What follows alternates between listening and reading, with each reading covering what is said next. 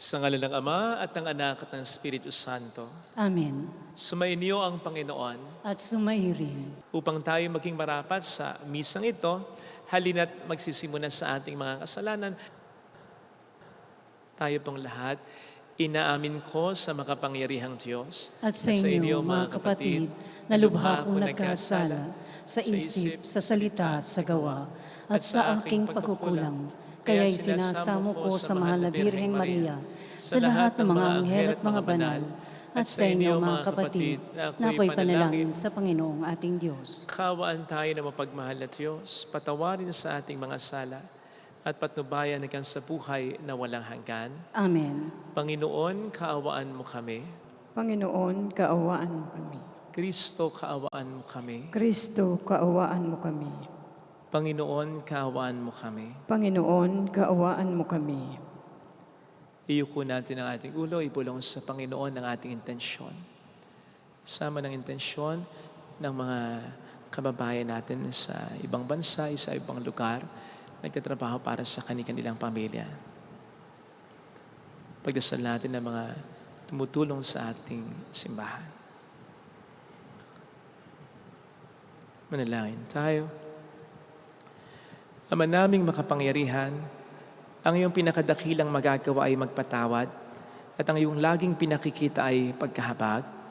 Padaluin mo sa aming walang humpay ang kagandahang loob mo sa amin nilaan upang sa pagkakamit namin sa pangako mong bigay, kami gawin mong kasalo sa ipagkakalob mo sa kalangitan sa pamamagitan ni Jesucristo na sa mga Espiritu Santo magpas sa walang hanggan. Amen.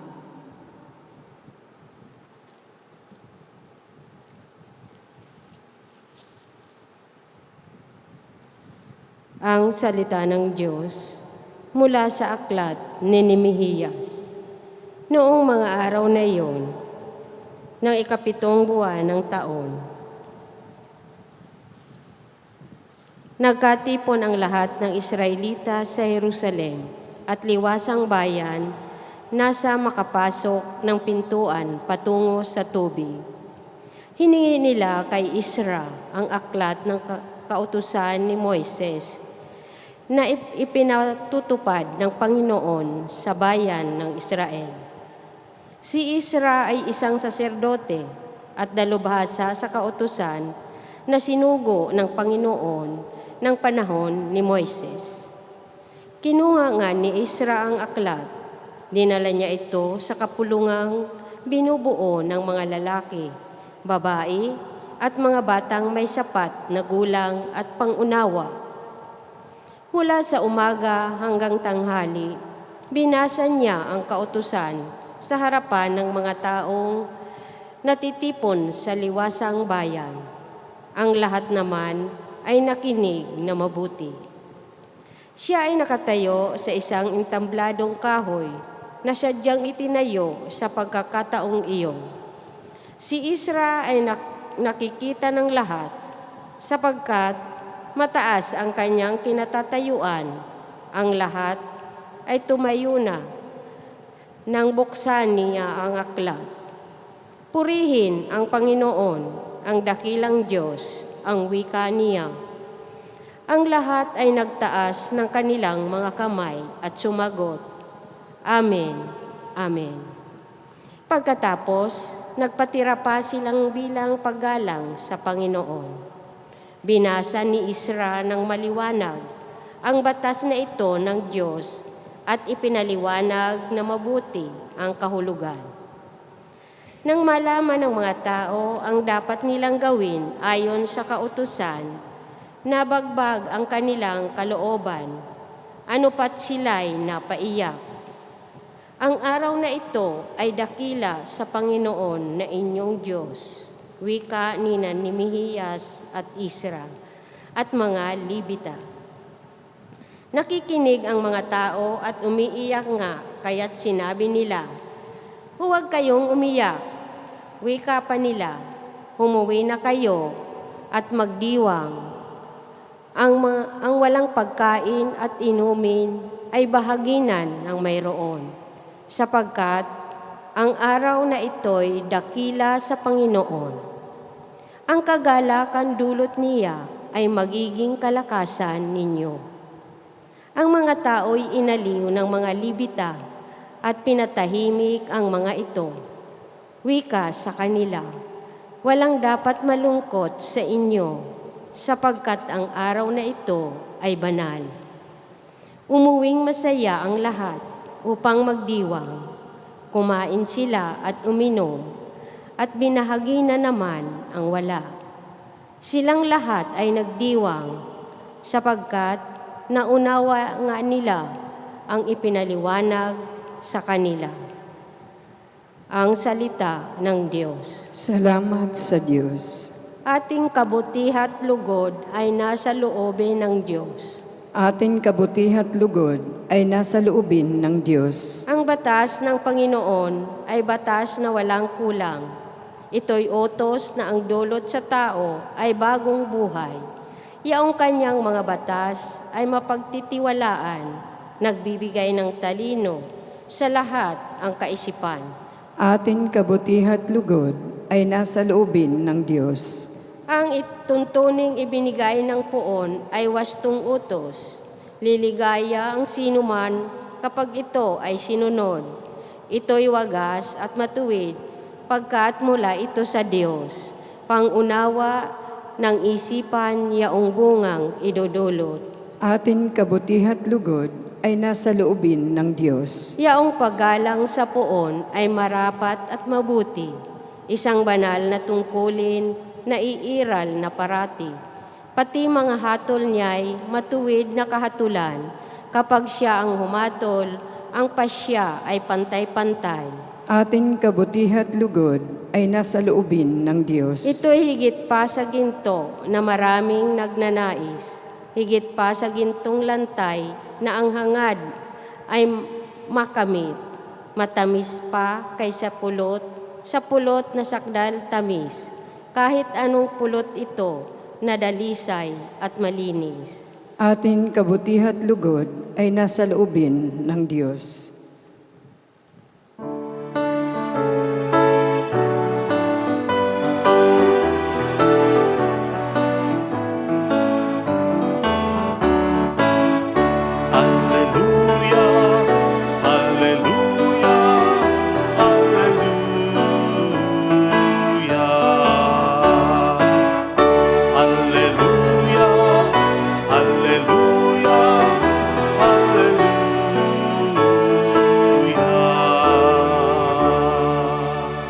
Sumainyo ang Panginoon, At sumaiyo rin. ang mabuting balita ng Panginoon ayon kay San Lucas. Papuri sa iyo, Panginoon.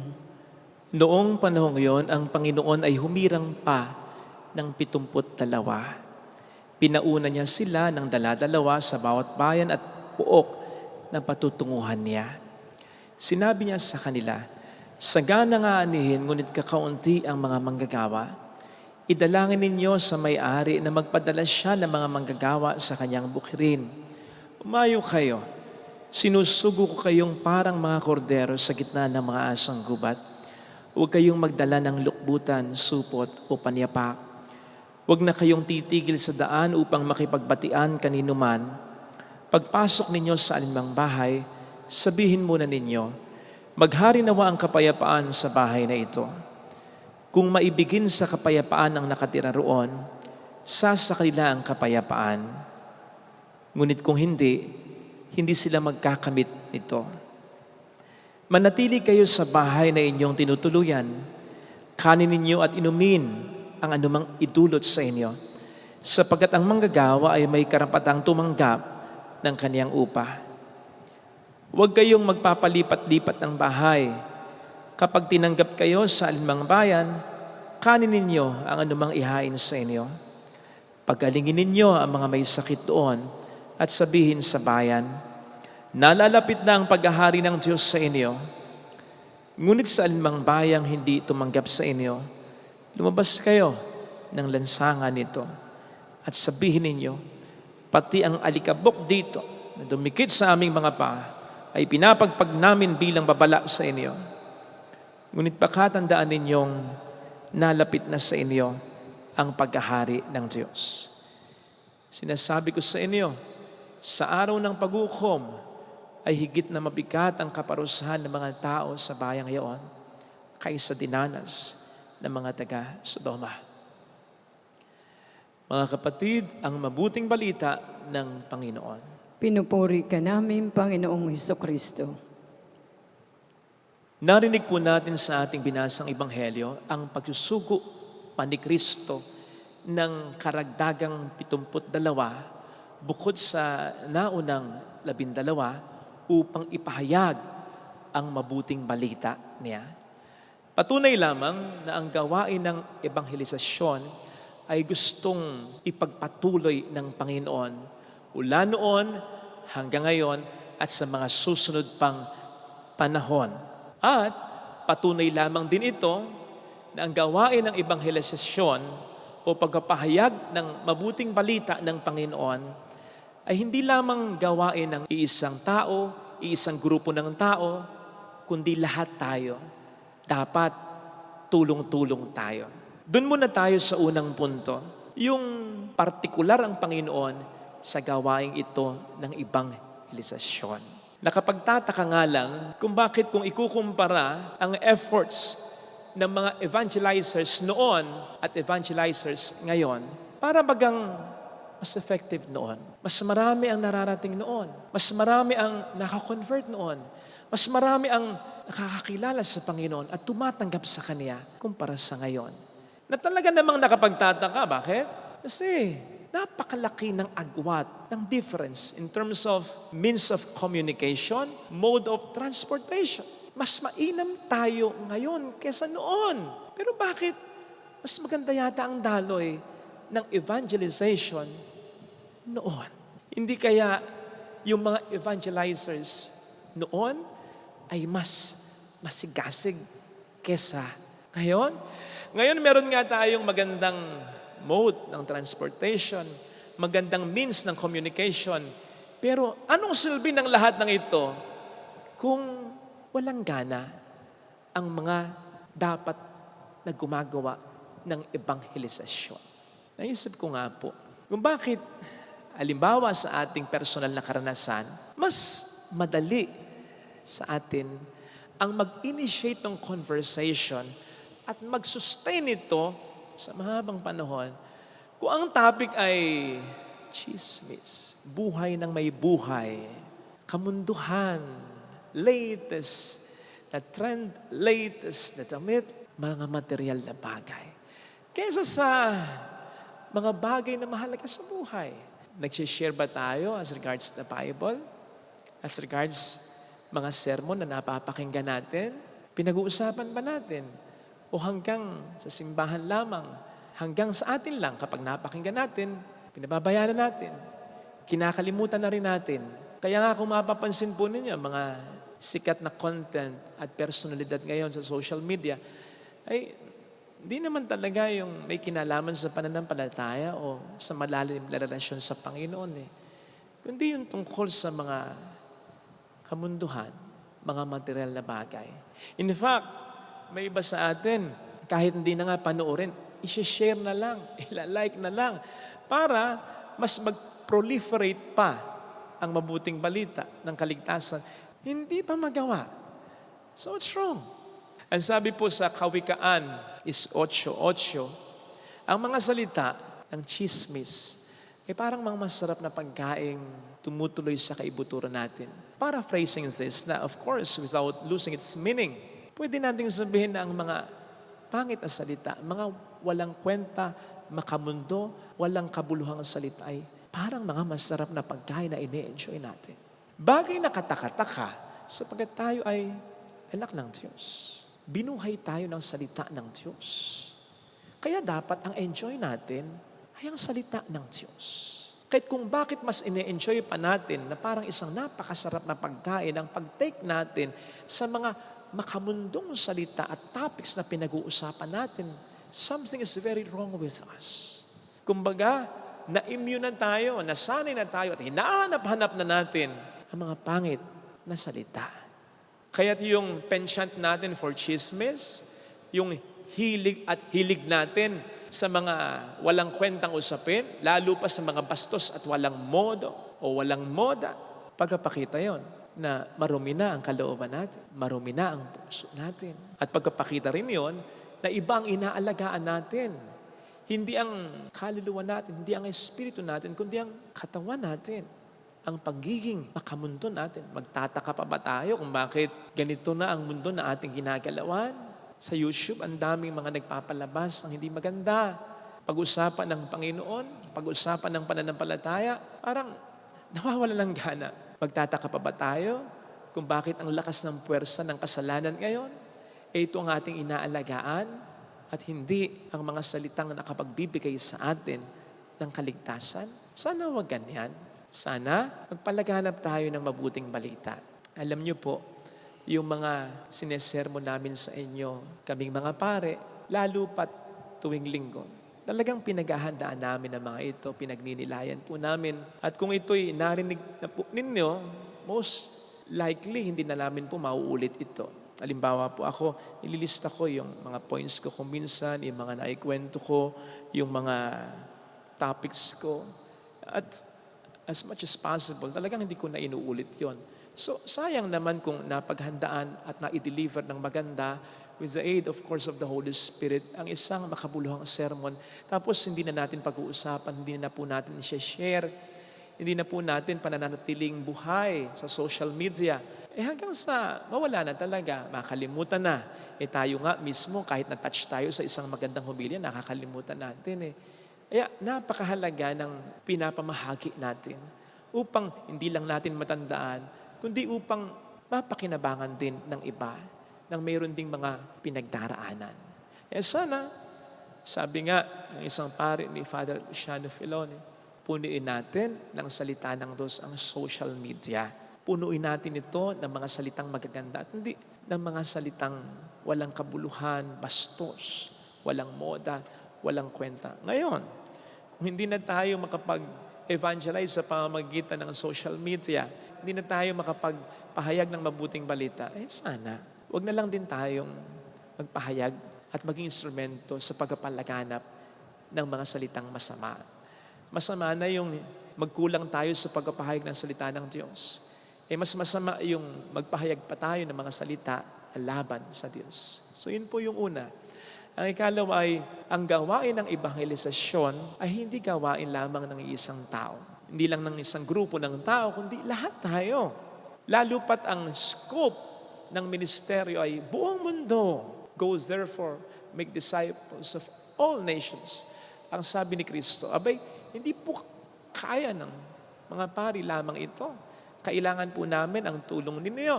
Kaya nga nauna na yung pagsusugo ni Kristo ng 12 at ngayon naman po ay yung 72. Maaaring yung mga ordained ministers ay sinisimbolo ng 12. Kayo naman pong mga laiko, itong 72. Sapagkat obviously, mas marami kayo na kung gagawin lamang po ninyo yung parte ninyo, mas magiging madali ang pagpapahayag ng mabuting balita ng ating Panginoong Hesukristo. Sabi nga ng isang quote, imagine if every single Catholic, kung bawat isang Katoliko lang, would prioritize Sunday Mass, prayed every day, went to confession at least once a month, served the needy, the poor, the oppressed, evangelized others, contributed his or her talent, treasure, and time to the mission of the church. Kung ganun lang daw ang bawat isang Katoliko, sabi nung quote na yun, then we could change the course of global history. Totoo yun. Napakalaki ng magagawa. Kaya itong napakalaganap ng kasalanan at napakalakas ng puwersa ng kasamaan, maliwanag na patunayan ng ating pagkukulang, ng pagkukulang ng simbahan. At pag sinabing simbahan, hindi lamang po kami yan, pati kayo kasama pag sinabing simbahan. Nung ako'y nag-aaral sa seminaryo, kahit pa nung elementary lang at high school ako, natandaan ko, walang gustong maging president, walang gustong maging leader. Presidente ng klase, ng samahan, leader para sa isang proyekto o para sa isang event. Bakit? Kasi most likely, ikaw lang ang gagawa ng lahat. Ikaw lang ang gagasta. Ikaw lang ang gaganap. At pag minalas-malas pa, pag pumalpak, Ikaw na nga ang lahat, pati sisi. Ikaw pa rin. Kaya matatakot sapagkat ang lahat ay nasa sentro sa isa. Ba't ka nga hindi matatakot kung lahat sa iyo ay haasa? Mahirap kapag nasa sentro lamang sa isa ang lahat. Whereas, halimbawa kung lahat po tayo gaganap sa tungkulin natin, na maging karapat-dapat na tagapagpahayag ng salita ng Diyos sa pamamagitan ng buhay natin, sa pamamagitan ng lengguwahe natin, sa bawat sitwasyon na kinabibilangan natin. Ako, napakadali ng magiging ministeryong ito. At napakaraming taong mahatid ng kabutihan at mabuting balita ni Kristo. Kaya sana magtulong-tulong po tayo. Naisip namin ang misang ito lagi ay i-dedicate unang-una para sa mga kapatid natin sa ibang bansa, nagtatrabaho para sa kanilang pamilya sapagkat madalas halos sila ang nagtatrabaho para sa lahat. Halos nasa kanila lagi ang ganap, halos nasa kanila lahat ang bigat. At mahirap yon. Kakayanin naman talaga kahit nag-iisa, pero mas malayo ang mararating ng pamilya, mas maraming ma-achieve ang pamilya kapag sama-sama. Kaya sana sa mga kapamilya ng mga kababayan natin sa ibang bansa na tinitiis ang pangungulila para sa kanilang pamilya, itulungan naman natin sila. Mag-aral lang mabuti ang dapat na mag-aral lang mabuti. Huwag nang magbisyo. Huwag nang magbigay ng problema. Huwag nang magbigay ng karagdagang konsumisyon. Hindi naman mawawala ang problema, pero ang mahalaga, hindi tayo ang nagbibigay ng problema sa taong siya na lamang talaga ang nagdadala ng bigat ng problema sa pamilya. Ngayon, kung hindi tayo makatutulong, ayun nga po, huwag na lang tayong magbigay ng panibagong konsumisyon. Ito sana ang hilingin nating biyaya sa ating banal na pagdiriwang upang ang mabuting balita ng Panginoon, ang mabuting balita ng kanyang kaligtasan ay mapagtulong-tulungan nating maibahagi sa ating pamayanan, lalo na sa ating tahanan. Amen. Ilagay natin ang ating kanang kamay sa tapat ng ating puso.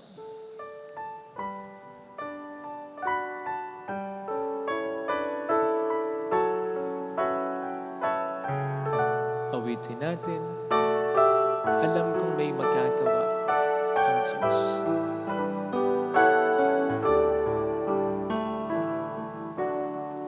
Alam kong may magagawa ang Diyos. Alam kong may magagawa ang Diyos. Alam kong may magagawa Walang imposible sa Kanya. ang Diyos. Kung ako'y magtatapat, Kung ako'y sa Kaniya'y maglilingkod. sa Kanya'y maglilingkod, Alam kong may magagawa ang Diyos.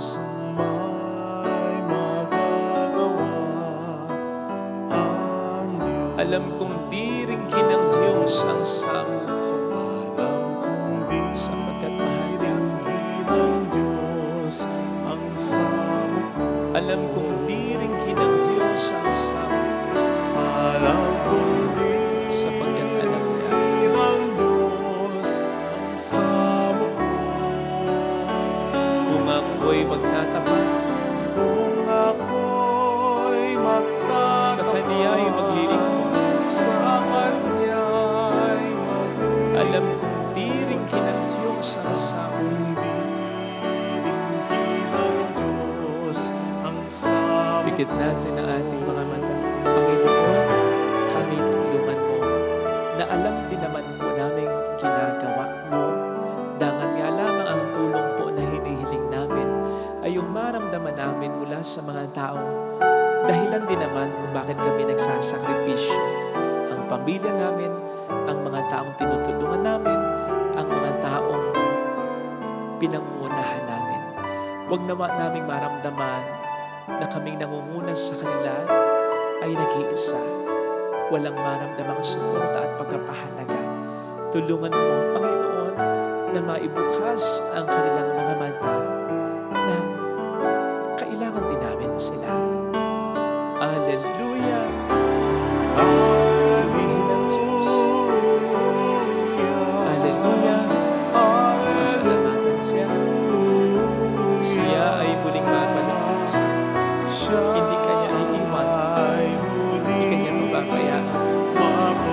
katiwalaan. sa Hallelujah. Purihin ang Diyos. Hallelujah.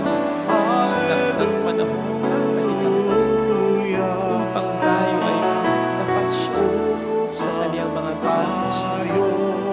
Sabihin mo sa mayroong magandang mangyayari sa atin. Higit pa sa inaasahan, sapagkat mahal ka ng Diyos sa pagkakatandaan. Kung lalapit ka kay Jesus, maaaring maging matagal, maaaring maging mahirap, pero magiging maayos din at mayroong magandang mangyayari sa atin. Basta, huwag kang mawawala ng pag-asa kahit ikaw na lang. Kahit ikaw na lang mag-isa. Kasi sa totoo lang, hindi ka mag-iisa. Ang Diyos sa iyo ay susuporta at sasama. Lalo pat wala kang makitang suporta mula sa iyo. Papuri sa Ama at sa Anak sa Espiritu Santo. Kaparanan sa unang-una, ngayon at magpakailanman, magpasawalang hanggan. Amen. Magsiupo ang lahat, pag-aalay.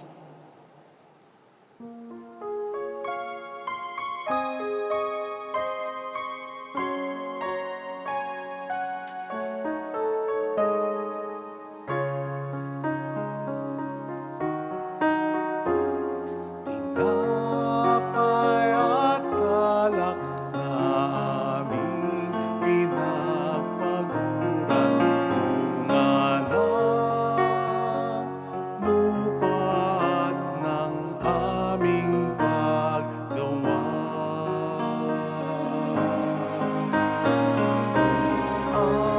Aming alay, alak at tinapay, handog sa iyong tampanan, nagbibigay ng buhay.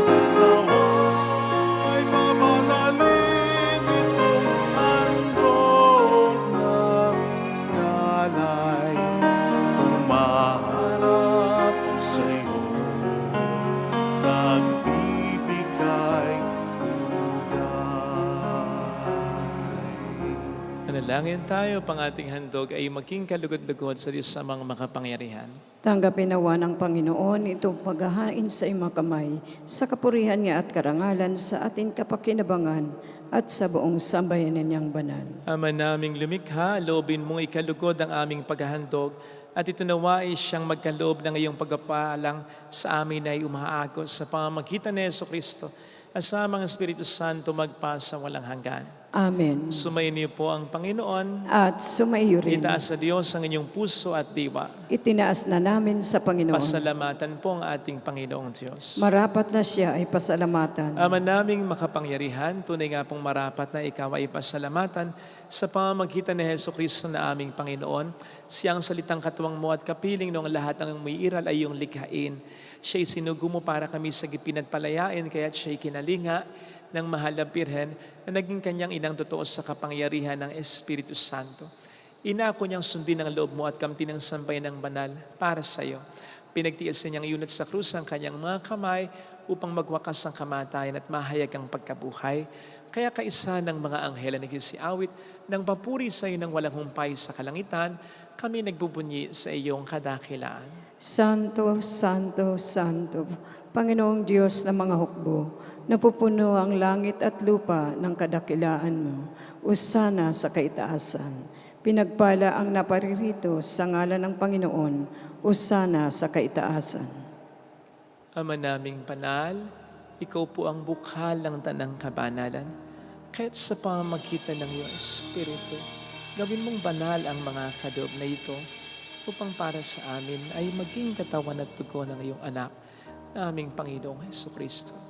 Bago niya pinagtiis ang kusang loob na maging handog, hinawakan niya ang tinapay, pinasalamatan kaniya, pinaghati-hati niya iyon, iniabot sa kaniyang mga alagad at sinabi, tanggapin ninyong lahat ito at kanin. Ito ang aking katawan na ihahandog para sa inyo.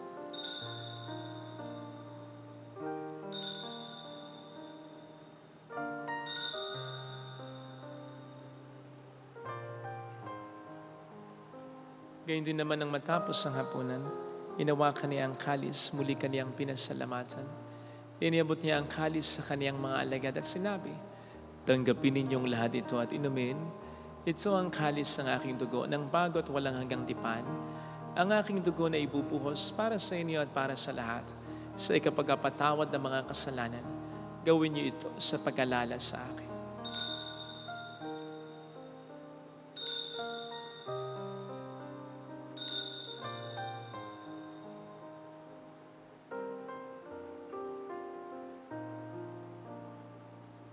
Ipagbunyi natin ang misteryo ng ating pananampalataya. Si Kristo'y namatay, si Kristo'y nabuhay, si Kristo'y babalik sa wakas ng panahon.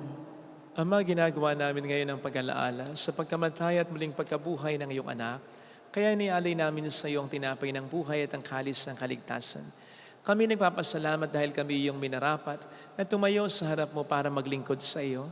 E sinasamo namin kami na magsasalo sa katawan at dugo ni Kristo ay mabuklod sa pagkakaisa sa pamamagitan ng Espiritu Santo. Ama, lingapin mo ang iyong simbahang laganap sa buong daigdig. Puspusin mo kami sa pag-ibig. Kaysa ni Francisco na aming Papa, ni Dennis na aming Obispo, at ng Tanang Kaparian. Alalahanin mo mga kapatid naming nahimlay nang may pag-asang sila'y muling mabubuhay. Kaawaan mo sila at patuloyin sa iyong kaliwanagan. Kaawaan mo at pagkingtapatin kaming lahat na makasalo sa iyong buhay na walang wakas. Kaisa ang mahal na birhen ng Lazaret, ang ina ng Diyos. Si San Jose ang kabiyak ng kanyang puso, lahat ng mga banal na namuhay dito sa daigdig ng kalugod-lugod sa iyo. May pagdiwang nawa namin ang pagupuri sa ikararangal mo sa pamamagitan ng iyong anak at sa aming Panginoong Heso Kristo. Sa pamamagitan ni Kristo kasama niya at sa Kanya, ang lahat ng parangal, papuri ay sa iyo, Diyos amang makapangyarihan, kasama ng Espiritu Santo magpa sa walang hanggan. Amen. Tumawag tayo sa ating Ama.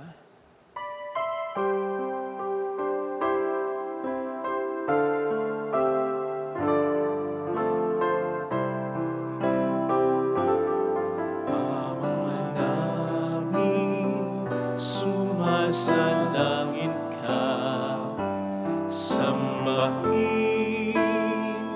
ang ngalan mo, mapasa amin ang kaharian mo, sundin ang loob mo dito sa lupa para nang sa langit.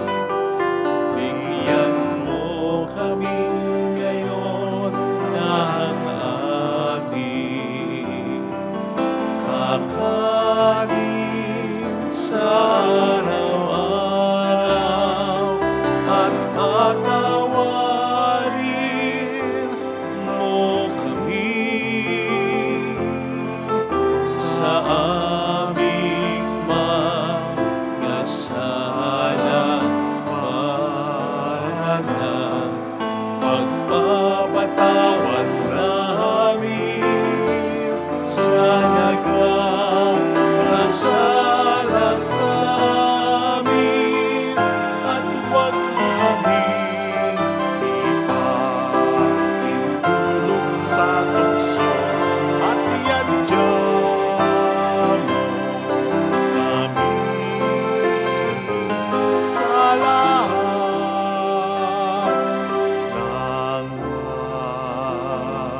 ng masama.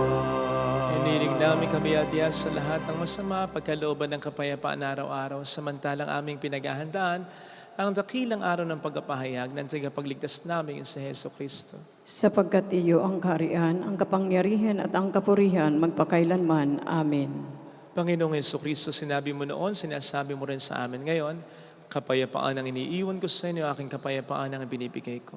Tungayin mo ng aming pananampalataya, huwag ang aming pagkakasala. Pagkalooban mo kami ng kapayapaan at pagkakaisa yun sa iyong kalooban, kasama ang Espiritu Santo magpasa walang hanggan. Amen.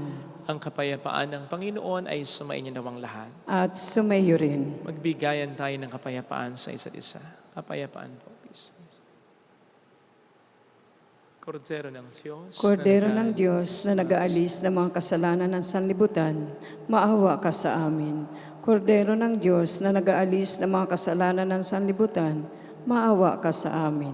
Kordero ng Diyos na nag-aalis ng mga kasalanan ng sanlibutan, ipagkaloob mo sa amin ang kapayapaan. Narito sa harap natin ng Panginoon ang ating buhay at kaligtasan. Mapalad tayong inaanyayahan. Panginoon, hindi ako karapat-dapat na magpatuloy sa iyo, ngunit sa isang salita mo lamang ay gagaling na ako.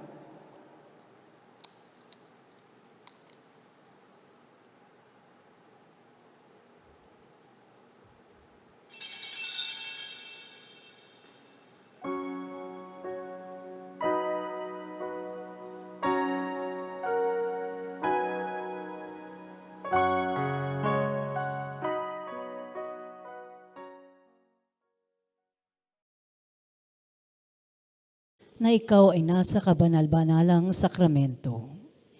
Iniibig kita ng higit sa lahat at ninanasa kong tanggapin ka sa aking kaluluwa. Sapagkat sa mga sandaling ito, hindi kita matatanggap sa sakramento. Tumuloy ka sa Espiritu sa aking puso. Niyayakap kita na parabang naririto ka na. Inaalay ko ng buong buo ang aking sarili sa iyo. Huwag mong hayaang mawalay ako sa iyo. Amen.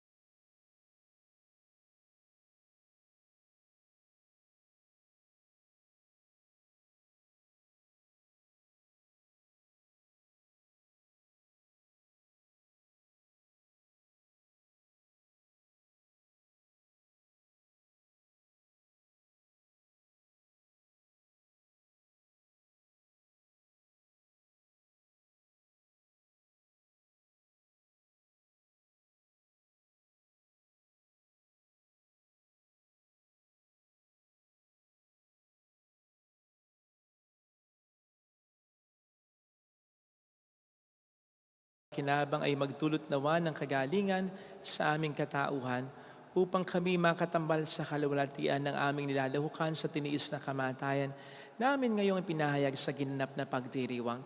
Sa pamamagitan ni Jesucristo, kasama ang Espiritu Santo magpa sa walang hanggan. Amen. Holy God, Holy Mighty One, Holy Immortal One. Have mercy on us and on the whole world. Holy God, Holy Mighty One, Holy Immortal One. Have mercy on us and on the whole world. Holy God, Holy Mighty One, Holy Immortal One. Have mercy on us and on the whole world. Jesus, King of Mercy, We trust in you. alalahanin Alalahanin o sa mahal na Birheng Birheng Maria. Nazaret, Ina ng pag-asa. Ikaw ang Sa nagpaalala walang sa aming magbalik loob sa Ama. Ito ang nagpapatunay na ang kagandahan loob mo'y nanatiling busilak. Sa pag-aaruga mo sa amin, tungkulin mo'y tinupad. Sa paanan ni Kristo, itinuring mo kaming mga tunay mong anak. Kaya ninais mong ni isa'y huwag mapahamak. Maging isa sa iyo, walang tigil na pananalangin. Pati luhay pumatak. Huwag namang mawala ng saysay ang iyong paghihirap. Hiling nawa namin sa iyo, o aming inang liyag, na matapos ang pakikibaka namin sa mundong ito at sa pananatili naming tapat kay Kristo. Sa kapurihan mo, makibahagi kaming ganap. upang kung nasaan ka ngayon ay maparoon din kaming lahat, at ang kaganapan ng kaluwalhatian ng Diyos Ama tuluyang matupad, siya'y nawa. Mahal na pira ng Lazaro, tagapagkasundo ng mga makasalanan.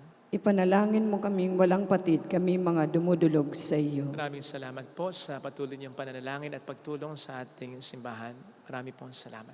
Sumainyo ang Panginoon. At sumayo rin. Magpalain kayo sa mga ating pamilya na mapagmahal at Diyos ng Ama at ng Anak ng Espiritu Santo. Amen. Umayo tayo sa kapayapaan ni Kristo. Salamat sa Diyos. Thank you.